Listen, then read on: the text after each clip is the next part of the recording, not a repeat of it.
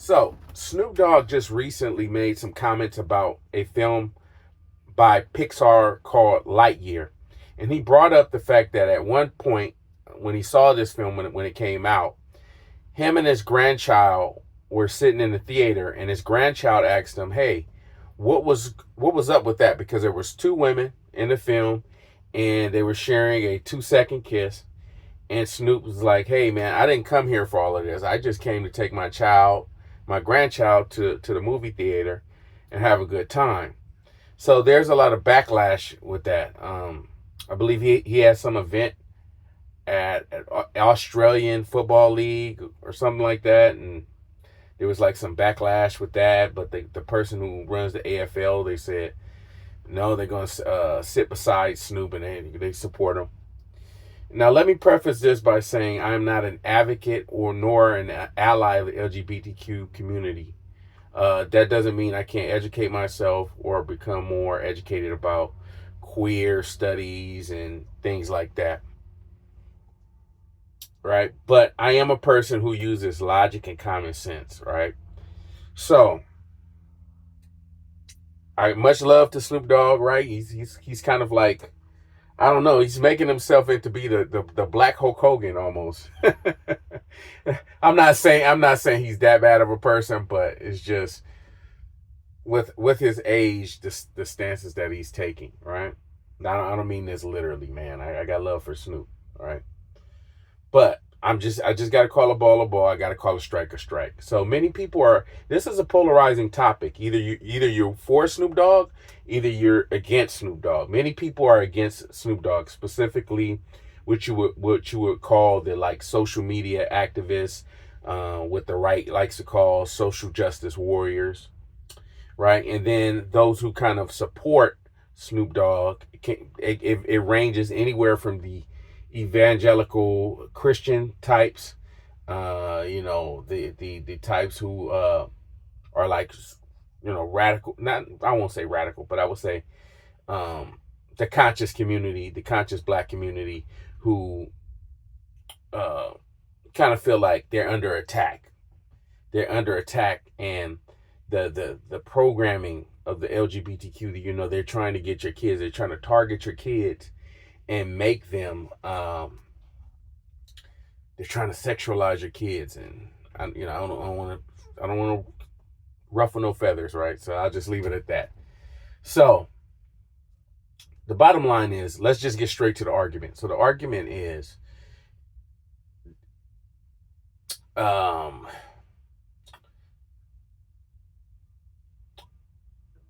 are your children being programmed to become LGBTQ through cartoons and through television, radio, music, internet,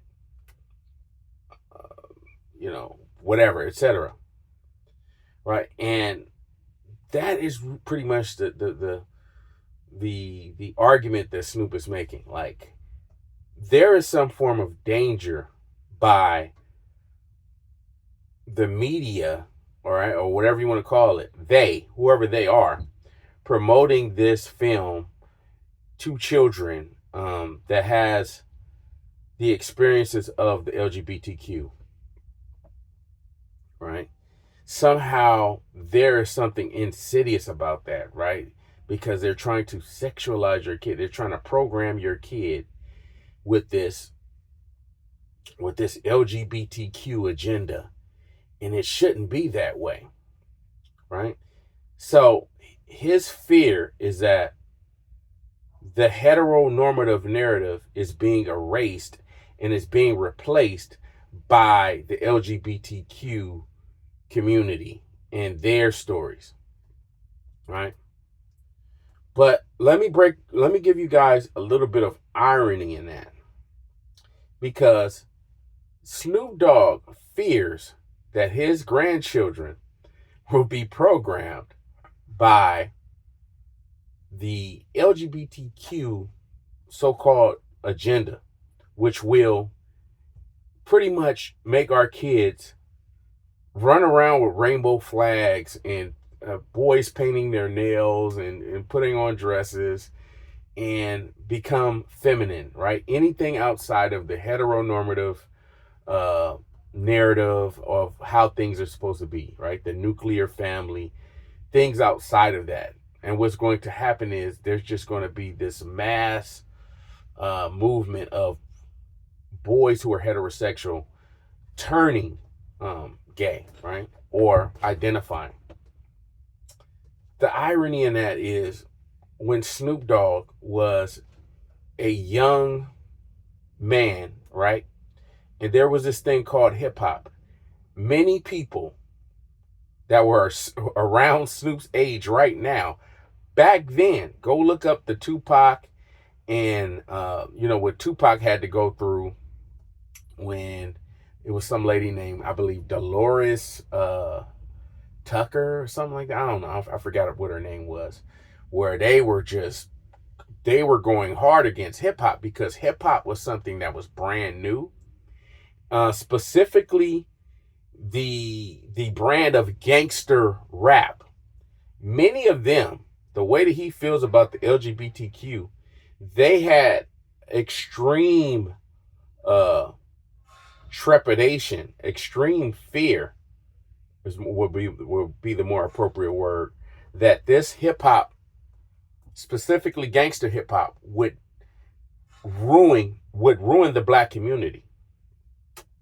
So the fear that he has is that, the LGBTQ would program the youth, the little boys and little girls. The same fear that he has about the LGBTQ is the same fear that black people around his age had when he was a young man or he was a young boy and he was doing rap, specifically gangster rap, and the effects of that. But what's crazy is that we could argue that the fears that Snoop Dogg, not Snoop Dogg, but the fear that the black community had back then, we're talking around the time of the mass incarceration bill, where hip hop was young. I don't know, 15 years, 20 years, and this kind of was starting to become an industry where it stopped becoming a fad, and this was something that was really, really having legs at this point, where you started to see gangster rap really change the minds and the personalities of the youth within the black community. We started dressing different. We started acting different, right? The goal of many black kids around that time were to emulate the images that they were seeing on TV, the way that we dressed, right? We kind of looked at what the rappers were wearing, and we wore the things that they wore. I'm talking about the Generation X, right? I'm talking about the elder millennials, and even some millennials, right? We copied that. And this is no different from what you see the kids when they're copying somebody like Young Thug or Future, right? And you could argue that those people back then were actually correct, right? Those people back then were actually correct, and they had merit, because look at what gangster rap specifically did to the black community, right? It kind of promoted this hyper masculine, toxic way of manhood, where everything had to be like you had to join a gang to be down. You couldn't be a punk, you couldn't be a buster, you couldn't be a weenie. So how do you do that? You join a gang, you hang around with you listen to that type of music, and there was seriously like interventions that needed to be had between the boomers and the Generation X crowd that are Snoop's age, where they had to actually sit down and tell their kids, hey, you know what? be careful with this type of music because, if you dress this type of way, you're going to attract a certain type of attention, gun violence, everything that is destructive in the black community. Snoop Dogg has rapped about, and his type of music has done far more harm, right? His single-handedly, hey, I listen to the music. I love this music. When I was young and I was listening to his music, I'm talking about when back in the day, late 90s, early 2000s, his music had a strong impact on us. Does that mean that every child, every Generation X black child or millennial black child turned to gang violence? No. Right? No. Some of us, I'm one of those who listened to the music and I made it out fine. But some of us, we didn't have an older brother. We didn't have somebody in the household that was telling us, hey, you know what, man? Joining a gang is bad. I understand that looks cool. We had the Crip Walk. We still had the Crip Walk out here. My area was like Bloods, right? So you had the Blood Walk. These type of things impacted the world. You have gangs internationally.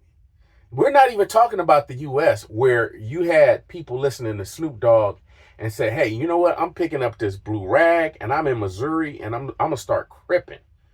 I'm in OKC and I'm going to start cripping, or I'm going to start being a blood, or I'm going to start like Snoop Dogg has pretty much been the mascot for cripping, right? And cripping, while you can't put a blanket over all Crips and say, hey, you know what? All Crips are bad or whatever.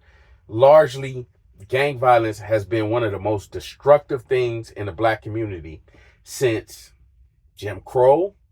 As slavery.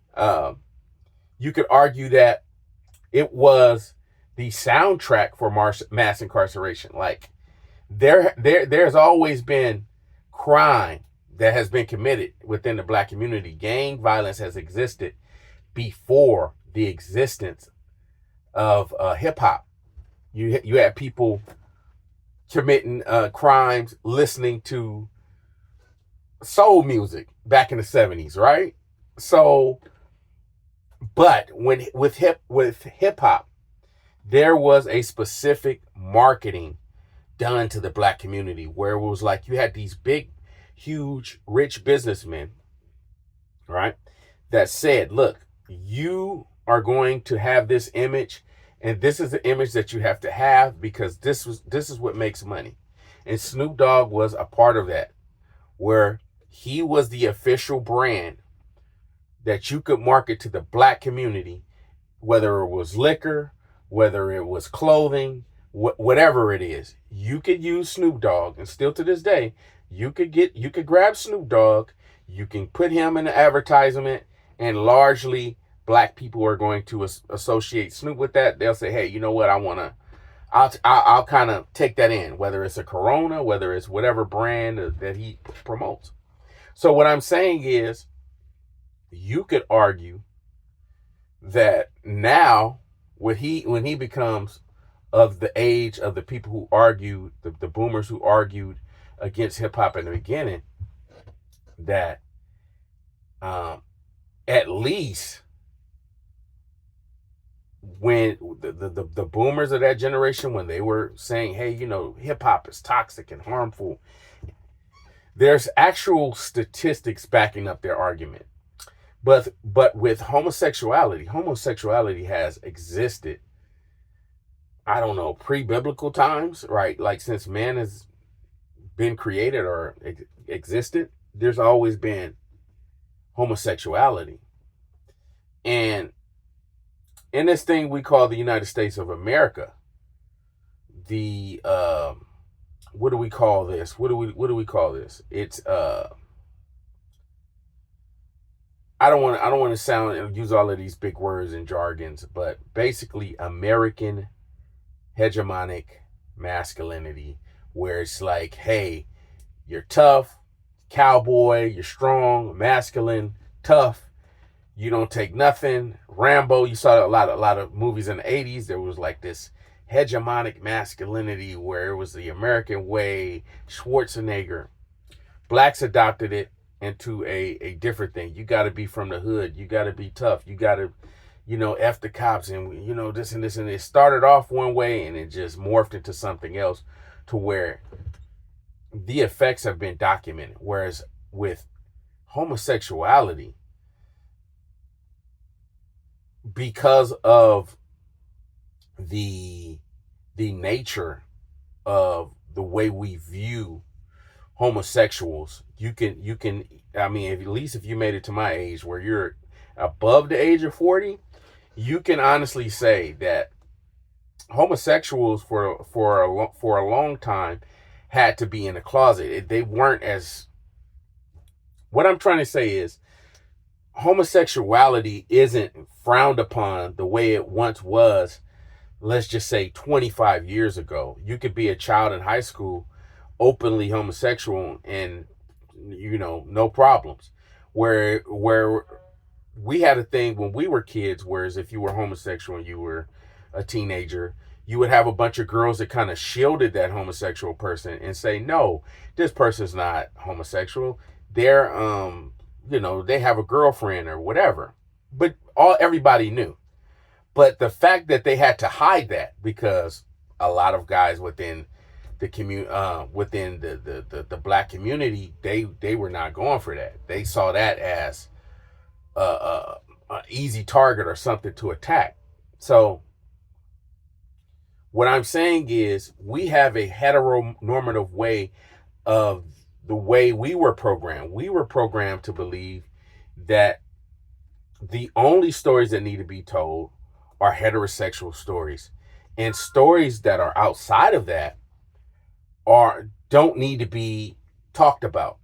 And this makes people of my generation, of Snoop Dogg's generation, uncomfortable because it represents something that we are not familiar with. It's less about the child, the grandchild, who he brought to the movies to see brought to the theater to watch that movie. It's more about Snoop Dogg's discomfort with the way that things are changing. It's not the way that Snoop Dogg remembers going to the movies when he was a child. So there is that discomfort.